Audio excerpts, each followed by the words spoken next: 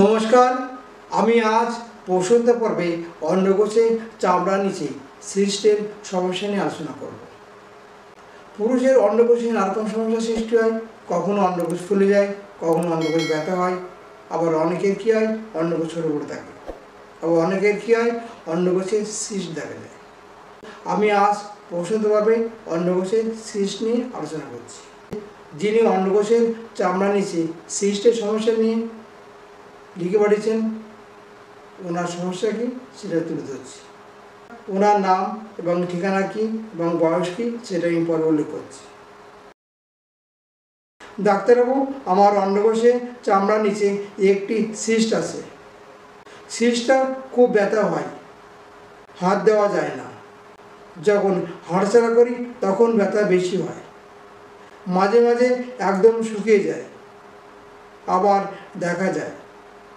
যেদিন জোর সহন করি সেদিন ব্যথা খুব বেশি হয়, হাত দেওয়া যায় না, চলাফেরা করাও যায় না। বাধ্য হয়ে এখন যৌন সঙ্গম কমিয়ে দিয়েছি। সিস্টটা আকারে বেশ সুপারির মতো। ডাক্তার দেখিয়েছি, বিপসি করেছি, সব রিপোর্ট নর্মাল আছে। আমার এই সিস্টটা নিয়ে খুব চিন্তা হয়। যখন ব্যথা হয় তখন খুব কষ্ট হয়, 6-7 দিন থাকে, তারপরে আবার ঠিক হয়ে যায়। মাসে 2 বার ব্যথা হয়।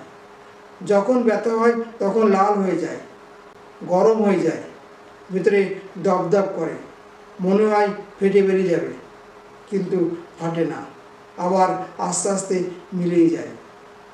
তবে সুপারির মতো শক্তভাবটা থেকে যায়। কিছুদিন পরে আবার শুরু হয়। অনেকেই বলছে অপারেশন করতে, কিন্তু আমার অপারেশন করতে একদম ইচ্ছা নেই। ভয় হয় যদি কোনো সমস্যা সৃষ্টি হয় তাহলে আমার ফ্যামিলিটাই শেষ হয়ে যাবে। আপনার ভিডিও দেখে আপনার প্রতি আমার বিশ্বাস হয়েছে, তাই আপনার কাছে আমার সমস্যার কথা লিখে জানালাম। এর আগে আমি ডাক্তার দেখিয়েছি, ডাক্তারবাবু আমাকে থোজা দিয়েছে, মাস্কল দিয়েছে, কিছুতেই কিছু হচ্ছে না। কী করব, আমাকে একটু হেল্প করুন। ধন্যবাদ, ভালো থাকবেন। আমার নাম উজ্জ্বল কবিরাজ, বাড়ি নদিয়া, বয়স 38 বছর। উজ্জ্বলবাবু, আপনার সমস্যা হলো আপনার অন্ডকোষে চামড়ার নিচে একটা সিস্ট। এই সিস্টটা মাত্র একটা। এই সিস্টটা খুব যন্ত্রণাদায়ক, ফুলে যায়, প্রায় সময় দেখা যায়। এই সমস্ত সমস্যায় আপনি দীর্ঘদিন কষ্ট পাচ্ছেন। আপনার যে ভয় সেটা হলো অপারেশন করার ভয়। অপারেশন না করে আপনি সুস্থ উঠবেন এবং ভালো উঠবেন। আমার চেম্বারে এরকম অন্ডকোষে চামড়ার নিচে সিস্ট নিয়ে অনেকেই আসে। ওষুধ খাওয়ার পরে ওনারা দিব্যই সুস্থ উঠছেন। সুতরাং আমি আশা রাখি আপনিও সুস্থ হবেন এবং ভালো হবেন। আমি যে মেডিসিনটা বলছি, মেডিসিনটা হলো বেলাডোনা 30। এই বেলাডোনা 30 ওষুধটা আপনি দোকান থেকে কিনে এনে খান। 1 গ্রাম পরিমাণ কিনবেন, 3-4 ফোঁটা করে খাবেন, সকালে বিকালে পরপর 4 দিন, দেখবেন ভালো উঠবেন এবং সুস্থ উঠবেন। শুধু ওষুধ খেলে হবে না, ওষুধ খাওয়ার পাশাপাশি একটু সাবধানতা আপনাকে অবলম্বন করতে হবে। সাবধানতা কি? বেশি যৌন সঙ্গম করবেন না। যেহেতু যৌন সঙ্গম করলে ব্যথা বেশি হয়, সে হিসাবে যৌন সঙ্গম কমিয়ে দেবেন।